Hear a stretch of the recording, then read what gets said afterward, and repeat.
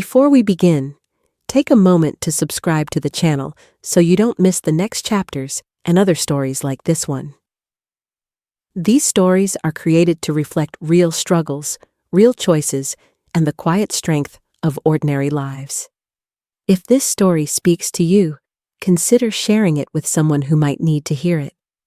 Now, let's begin. Emily had grown up believing that silence was a kind of language. It lived in the spaces between sounds, in the long pauses of the evening, in the way the wind moved through the hills without asking permission. The house where she was born stood on a modest patch of land in the Appalachian foothills, far from highways and towns large enough to matter. It was a house built more out of necessity than intention, repaired over the years with whatever was available, altered slowly by time and weather. Its walls had absorbed decades of quiet endurance, and its floors remembered the steady rhythm of work boots and careful steps. From the outside, there was nothing remarkable about the place. A small porch leaned slightly forward, as if tired from holding itself upright. The windows were old but clean, their frames chipped from years of sun and rain. Behind the house stretched land that had once been more generous, before age and circumstance reduced what could be cultivated. It was enough to survive, but never enough to feel secure. Emily had known this truth since childhood, even before she had the words to name it.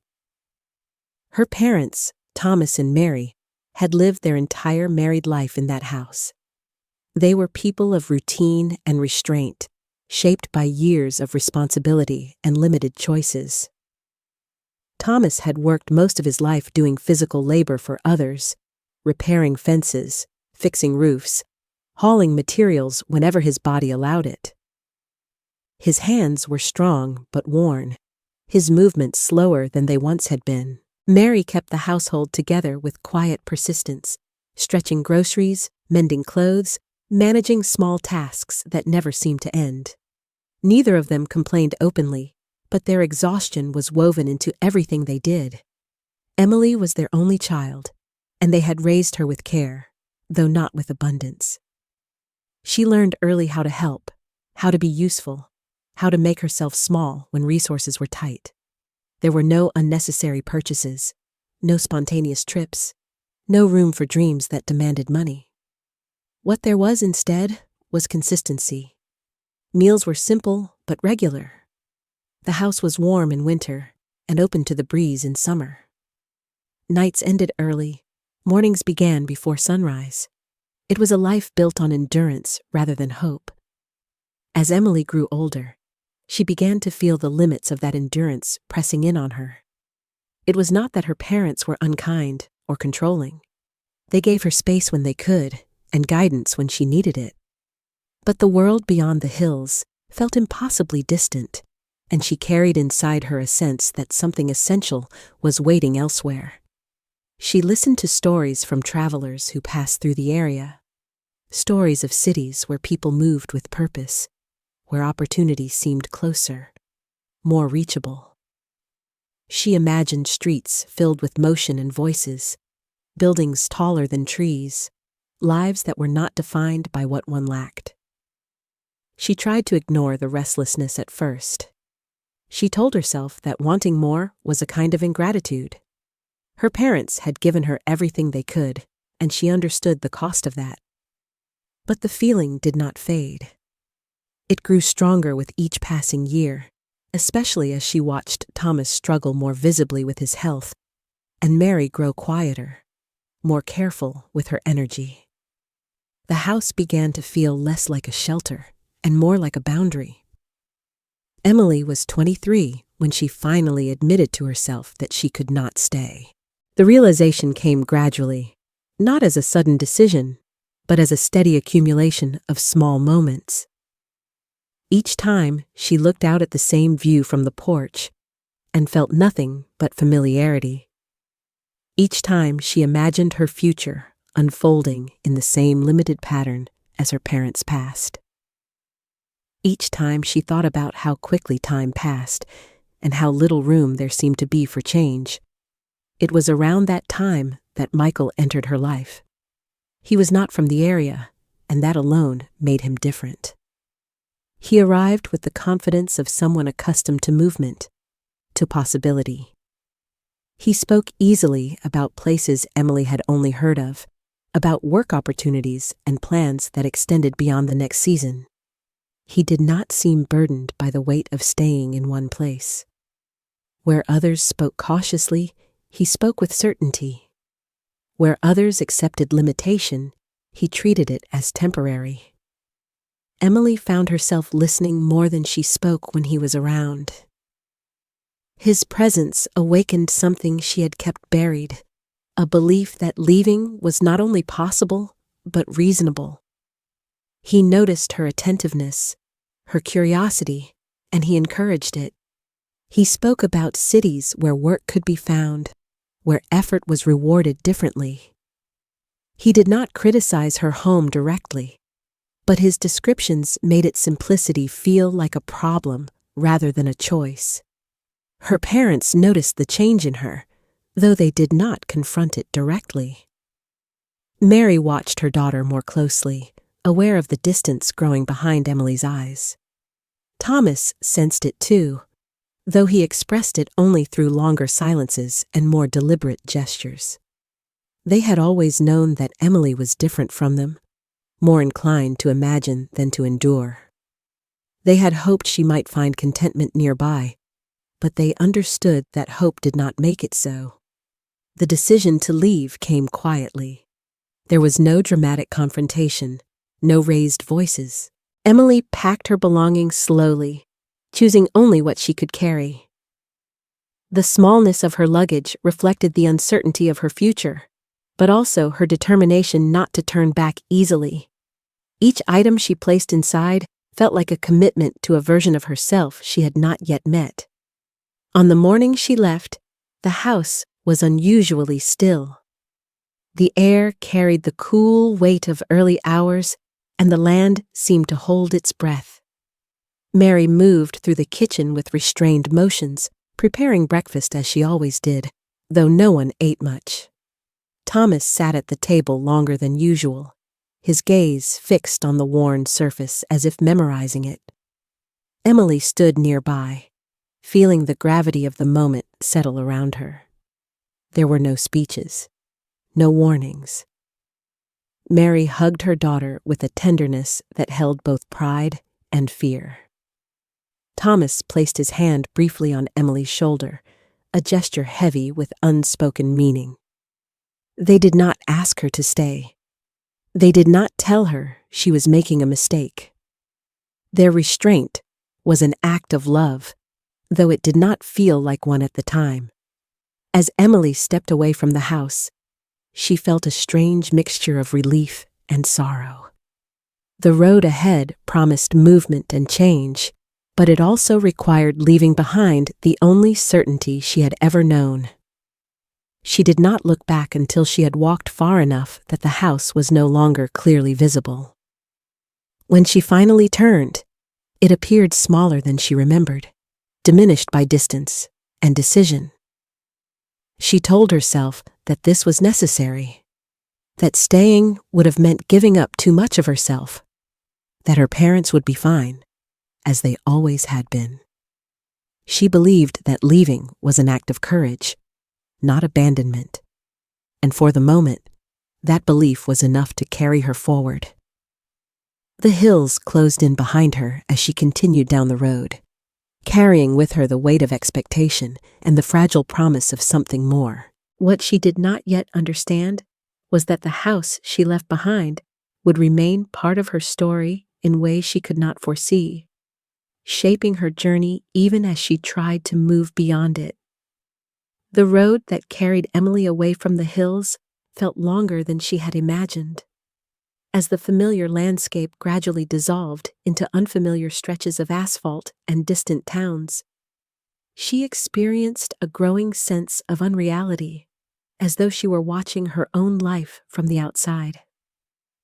Each mile placed more distance between her and the house she had left, and with that distance came both freedom and unease. She told herself that this feeling was temporary, that it belonged to transition, and that once she arrived, everything would settle into place. The city announced itself long before she reached its center. Traffic thickened, buildings rose higher, and the air seemed heavier with movement and sound. For someone who had grown up surrounded by open land and predictable routines, the density of it all felt overwhelming. People moved quickly, rarely acknowledging one another.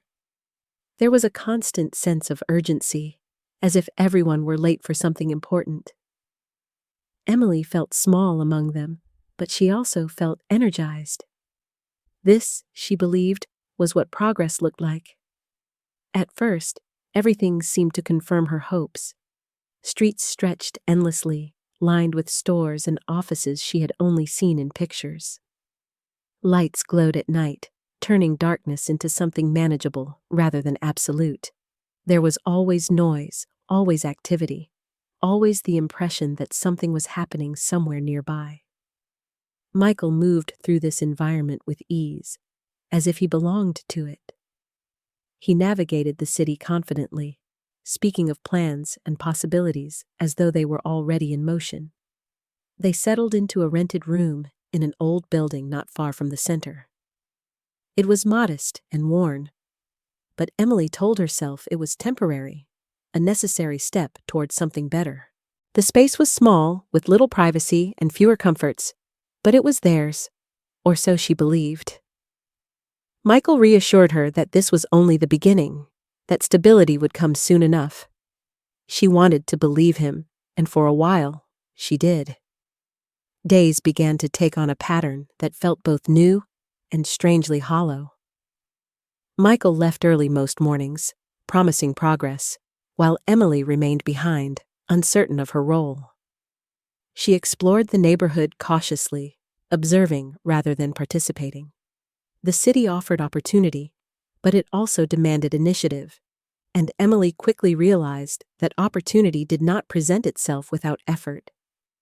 She began to understand how unprepared she was for this environment, how much she had relied on the assumption that change alone would be enough. As weeks passed, the contrast between expectation and reality grew sharper. Michael returned later each evening, often tired, sometimes distracted. His conversations became shorter, his explanations less detailed. When Emily asked about their future, about work or housing, or plans beyond the next few days, his answers were vague. He spoke of patience, of timing, of circumstances beyond his control. She tried to accept this, reminding herself that adjustment took time. Yet beneath her patience was a quiet anxiety. She missed the certainty of her parents' routines, even the predictability she had once resented. In the city, nothing felt stable. Money came and went without consistency. Relationships seemed transactional, temporary. The sense of belonging she had imagined did not materialize. Instead, she found herself increasingly isolated, surrounded by people, but deeply alone. The city itself began to reveal its less inviting aspects. Streets that glittered during the day felt threatening at night. Crowded places offered anonymity rather than connection. Emily learned to move carefully, to observe rather than engage. She became aware of how quickly dreams could erode under the pressure of survival. Still, she held on to the belief that perseverance would eventually be rewarded. Michael's distance became more pronounced as time went on. He spent less time with her, more time elsewhere.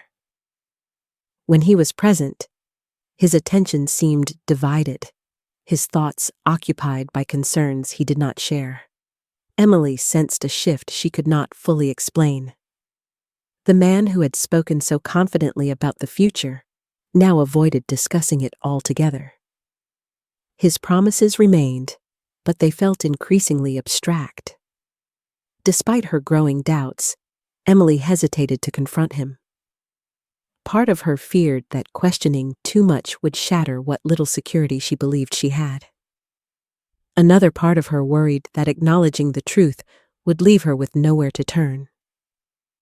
Returning home felt unthinkable, not because she did not miss her parents, but because she could not bear the idea of having failed so completely. The city continued its relentless pace, indifferent to her inner conflict. Each day brought new evidence that life here demanded resilience she had not yet developed. She began to take on small tasks, informal work, anything to contribute. But it was never enough to ease her sense of dependency. The independence she had sought remained elusive, replaced by a dependence she had not anticipated. Gradually, the excitement that had accompanied her arrival faded.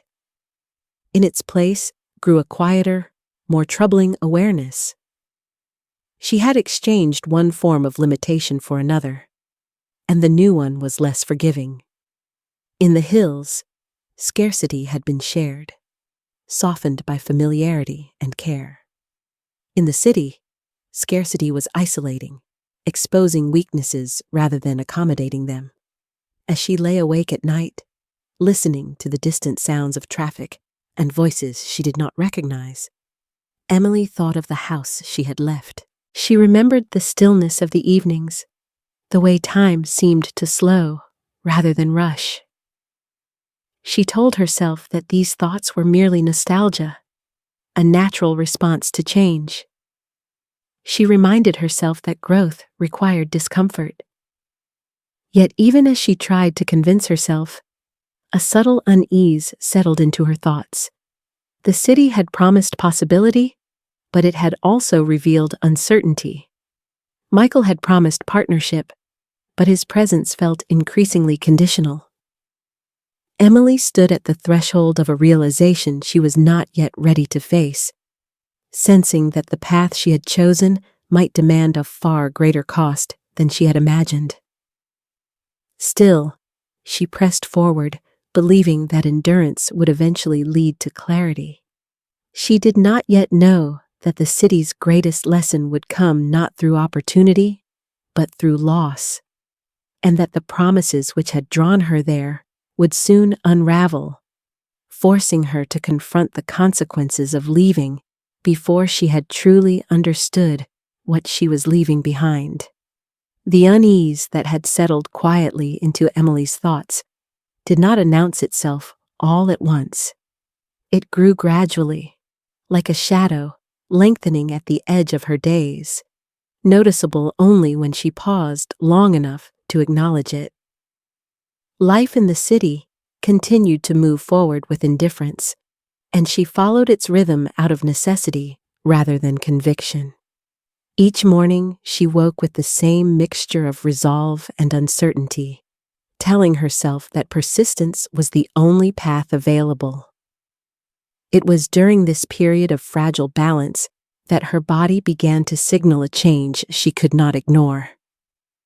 At first, the sensations were subtle, a persistent fatigue that sleep did not relieve, a faint dizziness that came and went without warning.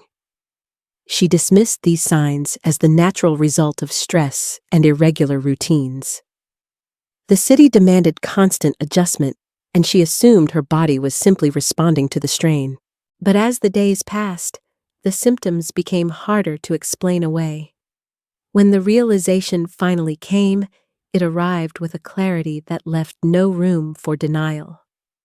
Emily understood, with a quiet certainty that both frightened and steadied her, that she was pregnant. The knowledge altered her perception of everything around her. The room she shared with Michael felt smaller, less forgiving.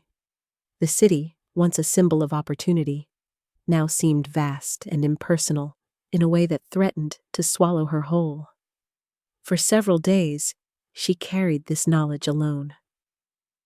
She moved through her routines carefully, as though any sudden motion might cause the fragile future she now carried to slip away.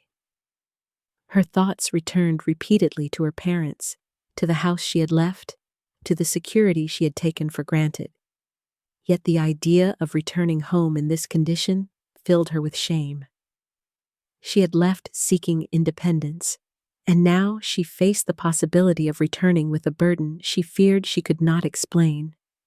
Eventually, she told Michael. The moment passed without the response she had hoped for. He did not react with anger or disbelief, but neither did he offer reassurance. His attention seemed divided, his focus shifting away from her words, as though they were an inconvenience rather than a turning point. He spoke of needing time, of uncertainty, of complications that had little to do with her and everything to do with his own life. In the days that followed, his distance became unmistakable.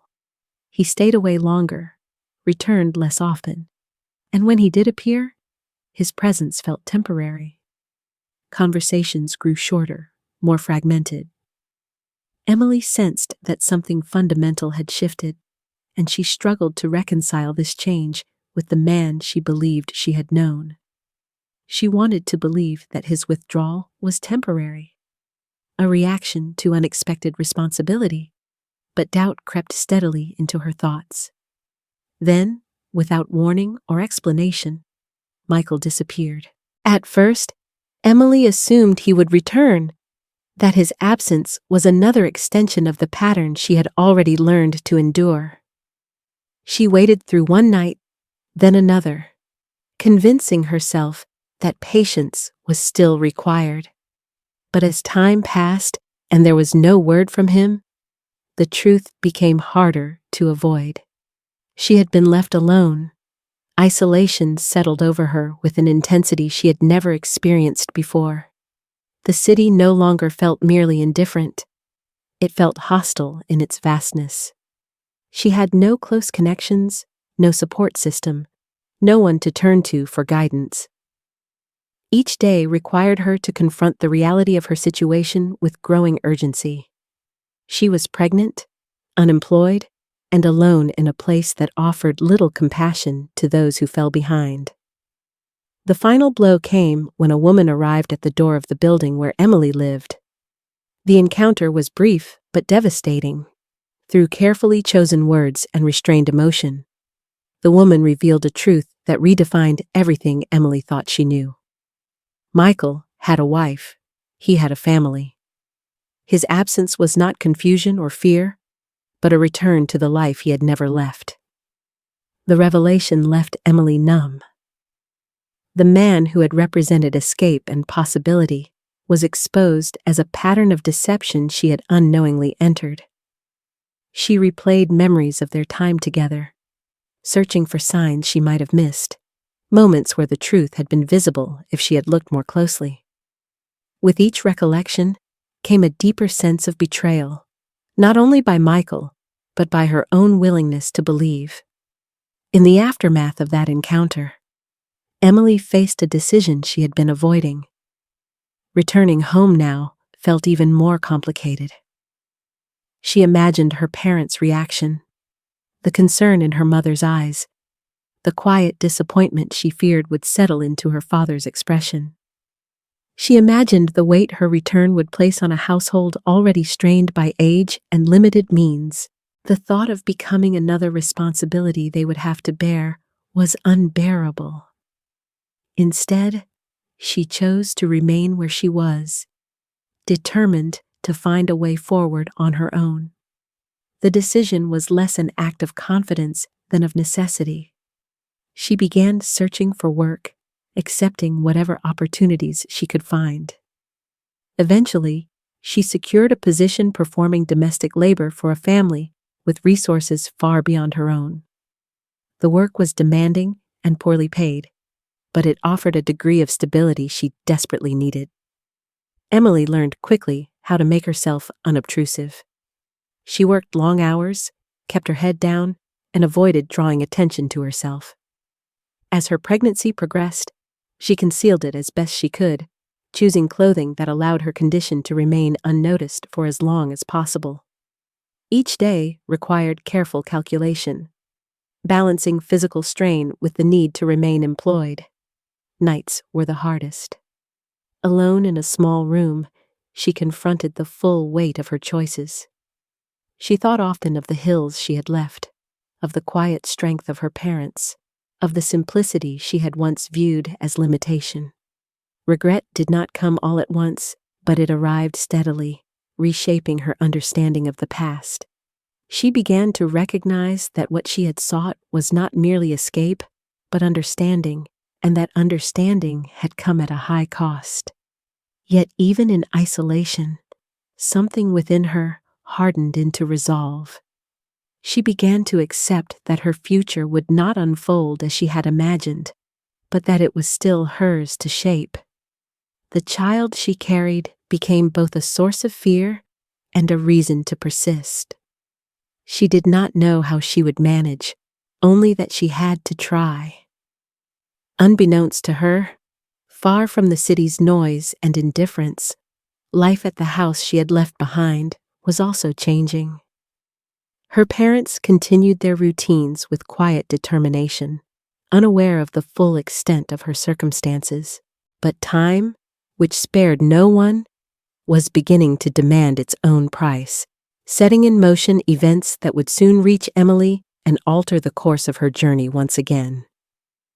While Emily struggled to construct a fragile sense of survival in the city, life in the Appalachian Hills continued according to its own quiet logic, shaped by seasons rather than decisions.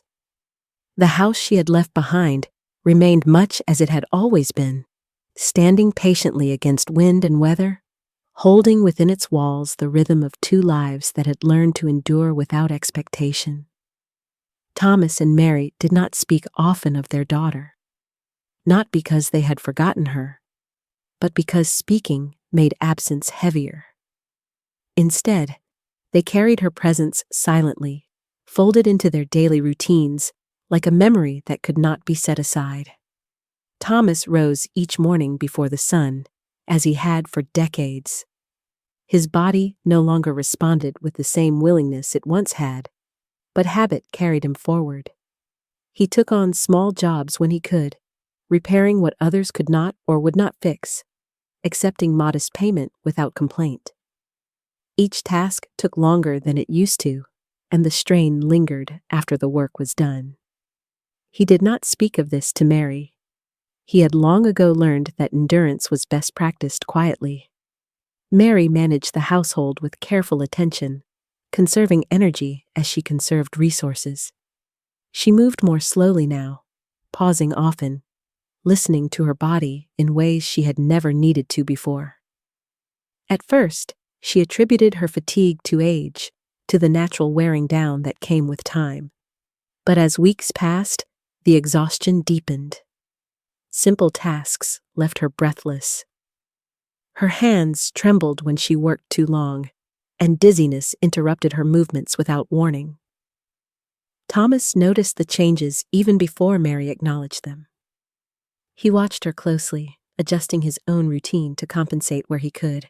He prepared meals more often, encouraged her to rest, took on tasks she had always handled herself. Neither of them spoke openly about what was happening. There was an unspoken agreement between them, shaped by years of shared hardship, that worry did not improve circumstance. Eventually, Mary could no longer deny the seriousness of her condition. Some days, she could barely leave her chair. The strength that had sustained her through years of labor seemed to withdraw without explanation. Thomas knew that rest alone would not be enough. They needed help, and help required resources they did not easily possess. Medical care was not easily accessible, nor was it inexpensive. Thomas considered their options carefully, measuring each possibility against what they could afford to lose. Their land had already been reduced to what little they depended on. Their savings were minimal, reserved for emergencies that had not yet arrived. What remained were a few pieces of equipment and property that represented years of labor and sacrifice. The decision Thomas made was not spoken aloud at first. It took shape slowly, formed by necessity rather than desire. He understood that what he was about to give up could not easily be replaced, but he also understood that Mary's health could not be postponed. Love, he believed, was not measured by what one preserved, but by what one was willing to release. He sold a portion of what remained of their means, accepting far less than its true value, but enough to secure care and treatment. The transaction was swift, efficient, and final. When he returned home, Mary understood immediately what he had done. She protested briefly, more out of habit than conviction, but Thomas reassured her with quiet certainty. The loss, he insisted, was temporary. Her life was not.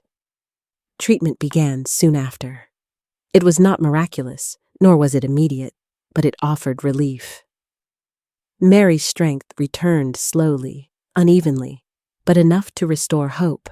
Thomas watched her carefully, noting each improvement with restrained gratitude. He did not dwell on what had been lost. Regret, he believed, was a luxury they could not afford.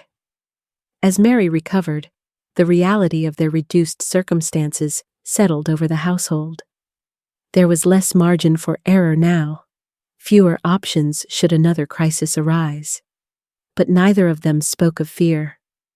They had lived too long with uncertainty to give it that power. Instead, they returned to their routines, altered but intact, grounded by the knowledge that they had chosen correctly. Throughout this time, Emily remained unaware of the full extent of what had transpired. Communication had always been sporadic, and neither Thomas nor Mary wished to burden her with worry. They assumed she was building her life elsewhere. That distance was necessary for her growth. They trusted that if she needed them, she would reach out. It was Mary who eventually suggested sending a message. Not a request, not an explanation, but a reassurance. She believed that Emily, wherever she was, deserved to know that home still stood, that they were managing, that she need not feel responsible for their well-being. Thomas agreed, though the act of writing felt unfamiliar to him. The letter he composed was brief, careful in its wording. He chose simplicity over detail, comfort over truth. He wrote that Mary had been unwell but was improving. He wrote that they were fine. He wrote that there was no need to worry. He did not mention what had been sold, nor what they had sacrificed. He did not speak of fear or uncertainty. He signed it with affection, trusting that the sentiment would carry what the words did not. The letter traveled slowly, passed through hands that did not know its significance. When it finally reached Emily, it carried more weight than Thomas could have anticipated. The paper itself was unremarkable, but the meaning it conveyed struck deeply.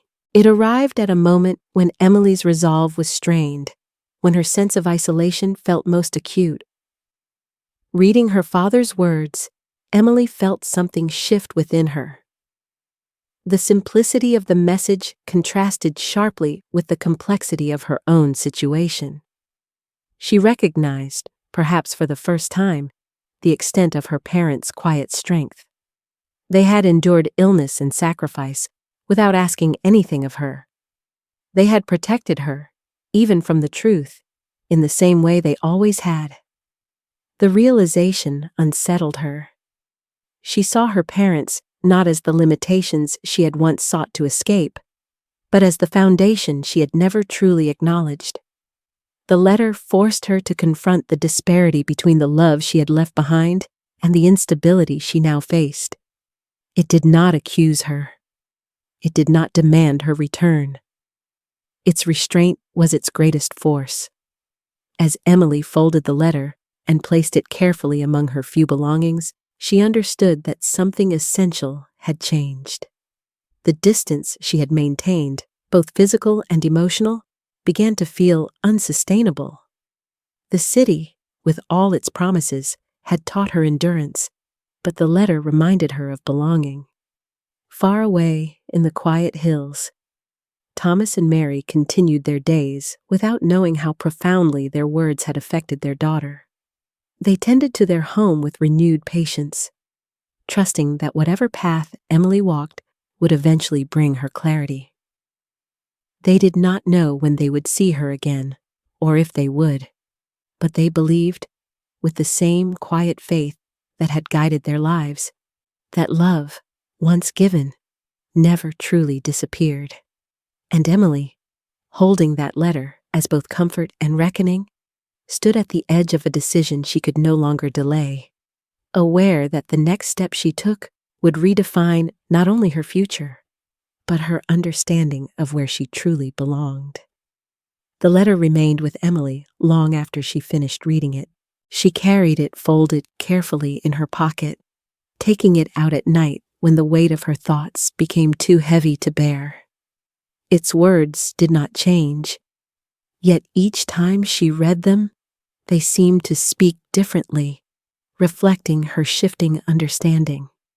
What once felt like reassurance now felt like an invitation, though not one that demanded an answer. It offered her something the city never had, the certainty of being received without condition. For days, she tried to ignore what the letter stirred within her. She continued working, moving through her tasks with the same quiet efficiency that had kept her employed. But her attention drifted more often, her mind returning repeatedly to the image of her parents in their familiar routines, carrying on without complaint. The contrast between their steadiness and her own precarious existence became increasingly difficult to reconcile. The decision to return did not come suddenly. It emerged gradually, shaped by exhaustion rather than impulse. Emily recognized that the strength she had been drawing upon was not infinite. Each day demanded more from her body, and her pregnancy made the strain impossible to ignore. She understood that perseverance alone would not be enough to carry her forward indefinitely. There were limits she could no longer afford to test. As she prepared to leave, she did so quietly, avoiding unnecessary explanations. She requested a brief absence from her employer, framing it as a family matter. The response was reserved but permissive, bounded by conditions that made clear her position remained uncertain. Emily accepted this without protest. She did not expect understanding. She expected only the time she needed. Packing took little effort. She owned very little, and what she chose to take reflected her changed priorities. The objects that once symbolized her attempt at independence now felt less important than the knowledge she carried with her. She left behind what she could replace, taking only what she could not. The journey home felt different from the one that had brought her to the city. She moved more slowly now, conscious of her body and the life it carried. Each mile felt weighted with anticipation rather than escape. The landscape gradually transformed, the density of buildings giving way to open stretches of land. With each familiar marker, her resolve strengthened, even as uncertainty lingered. When the house finally came into view, it appeared unchanged, though Emily knew that was an illusion. Time had passed, and with it, experiences that had altered everything. The porch still leaned forward. The land still stretched quietly behind it. But something essential had shifted. The absence she had created was about to be filled. Her parents were outside when she approached, engaged in their usual tasks. They noticed her at the same moment, their movements halting almost in unison. For a brief instant, no one moved.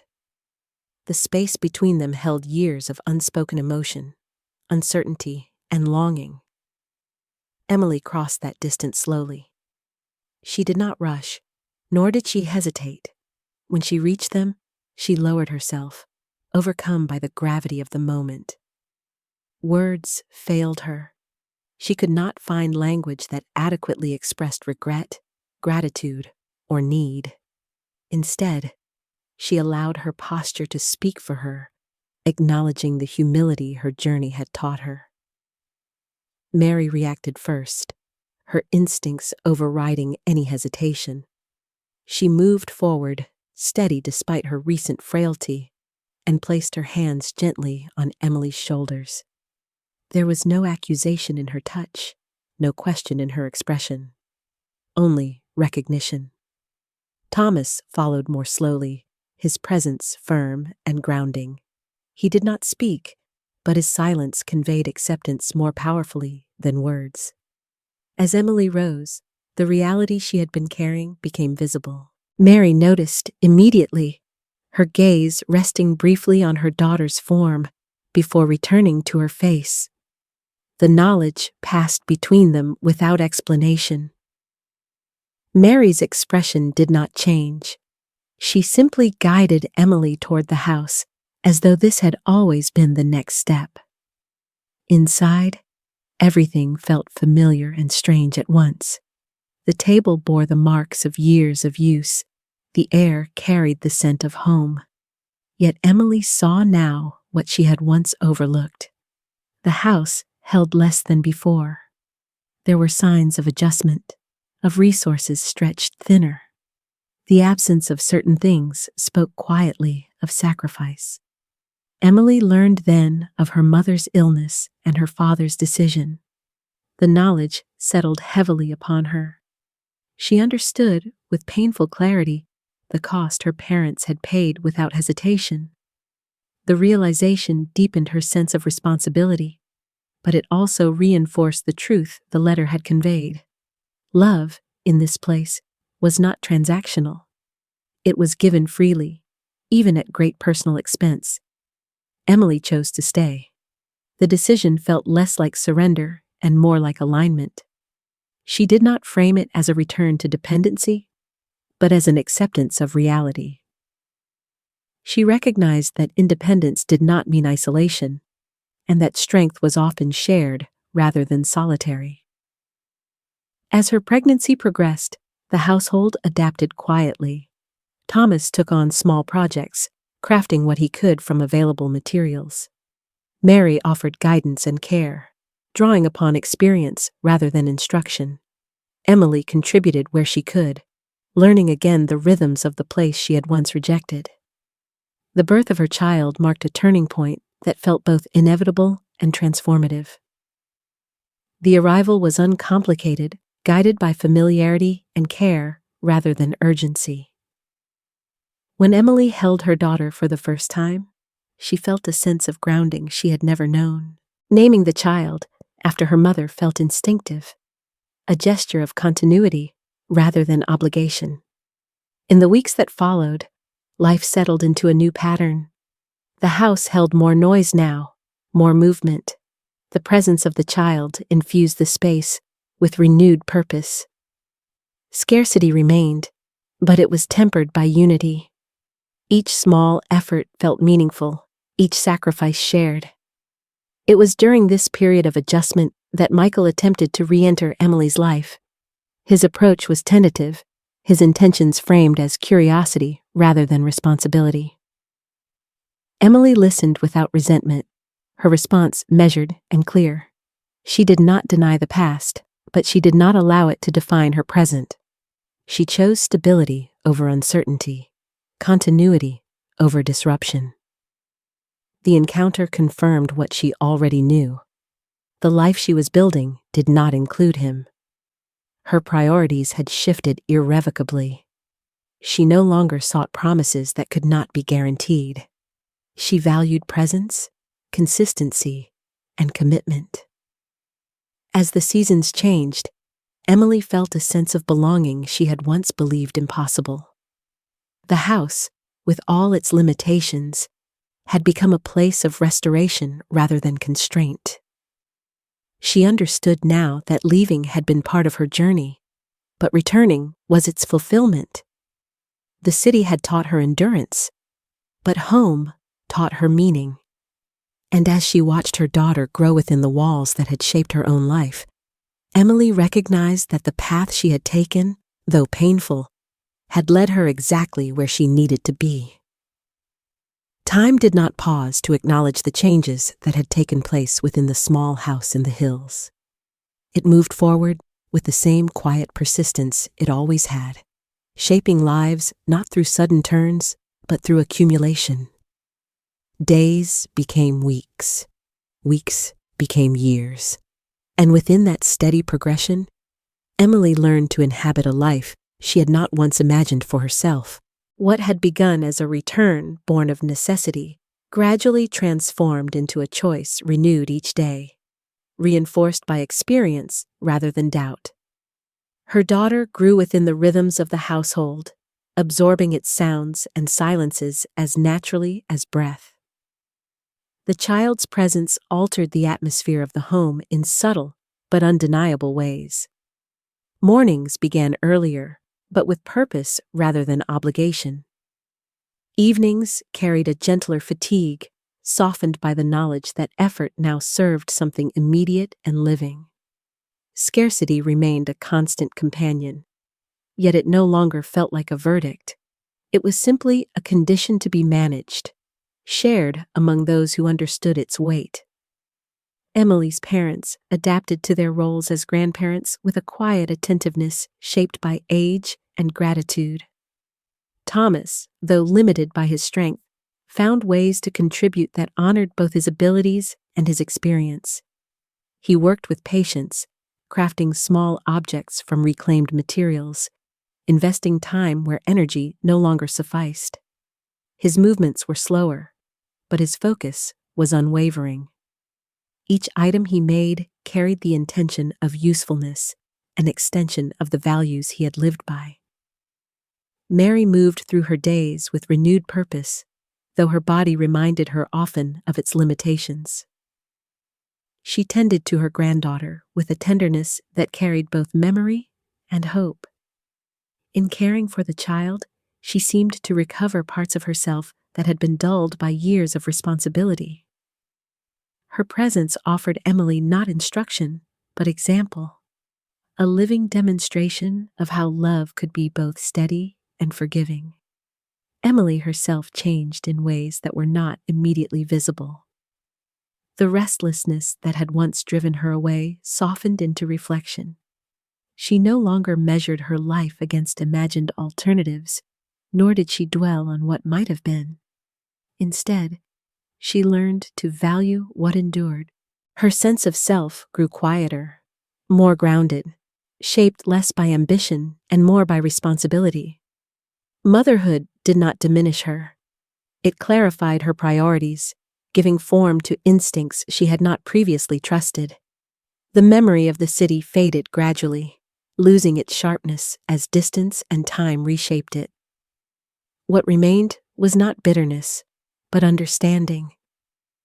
Emily recognized that her departure had been necessary, not as a rejection of home, but as a step toward comprehending its significance. The experience had taught her discernment, revealing the difference between promise and commitment, between movement and progress. Years passed, marked by milestones both ordinary and profound. Her daughter learned to walk across the same worn floors Emily had once crossed with impatience. She learned to speak, her earliest words woven into the familiar fabric of the household. Laughter became more frequent, its sound filling spaces that had once known only restraint. The house absorbed this new energy without resistance, expanding its purpose without changing its form. As time advanced, Thomas's health declined with the quiet inevitability of age. He did not complain, nor did he draw attention to his weakening body. His presence remained steady until it did not. One winter morning, he passed peacefully, leaving behind a silence that felt both heavy and complete. His death was not dramatic, but its impact was profound. The family mourned him with the same dignity that had defined his life, honoring him through remembrance rather than display. Mary endured the loss with a resilience born of shared history. Grief reshaped her days, but it did not dismantle her. She leaned into the routines that remained, finding comfort in continuity. Emily supported her as best she could, recognizing the subtle shift that had taken place. Roles adjusted once again, not through declaration, but through necessity and care. In the years that followed, Emily assumed greater responsibility within the household. She balanced caregiving with motherhood, her days shaped by attentiveness rather than urgency. Her daughter grew curious and observant, absorbing lessons not through instruction but through environment. She learned generosity by watching it practiced. She learned endurance by witnessing it lived. Questions arose as the child matured, inquiries shaped by innocence rather than judgment. Emily addressed them with honesty, tempered by age-appropriate understanding. She did not shield her daughter from complexity, but she framed it within the context of love and accountability. She wanted her child to understand that life's difficulties did not negate its value, that fulfillment was not guaranteed by circumstance, but cultivated through choice. The house continued to stand, weathered but intact. Its walls bore witness to cycles of departure and return, loss and renewal. It did not change significantly in appearance, yet its meaning evolved with each generation. What had once felt confining now felt expansive, not because it offered more, but because it demanded less. It required presence rather than ambition, patience rather than escape. Emily often reflected on the nature of home, recognizing how her understanding had transformed. It was not the absence of hardship that defined it, nor the presence of comfort. Home, she came to realize, was constituted by acceptance, by the willingness to receive and be received without condition. It was a space where failure did not result in exile, and where growth did not require abandonment.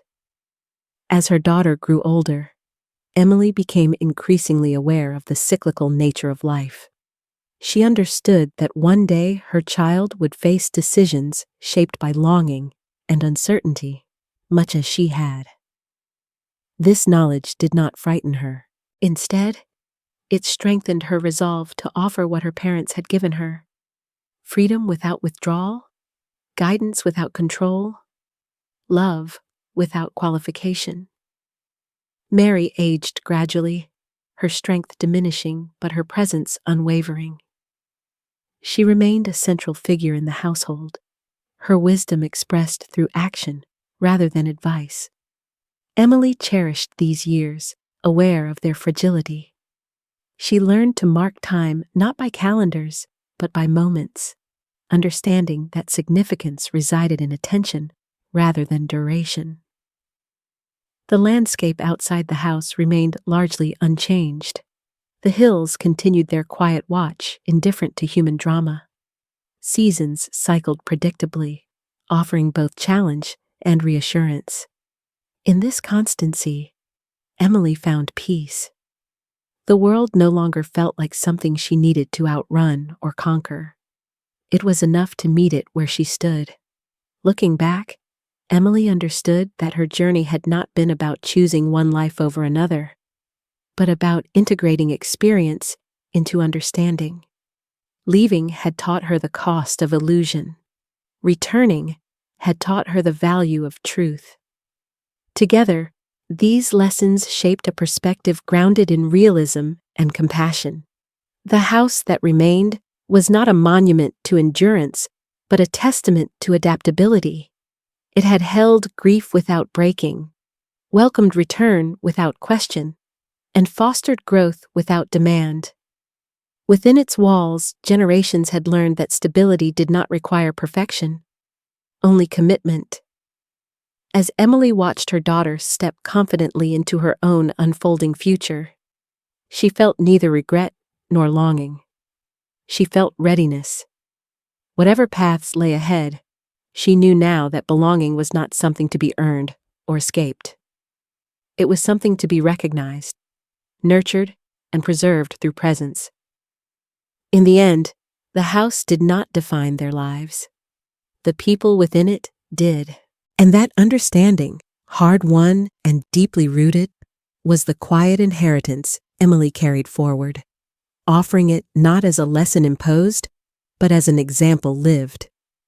If this story touched your heart, don't forget to subscribe to the channel so you won't miss the next chapters and new stories inspired by real life and real emotions. Your support helps these stories reach more people who may need them today. Share this video with someone who values family, forgiveness, and second chances. Stay with us. There are many more stories waiting for you.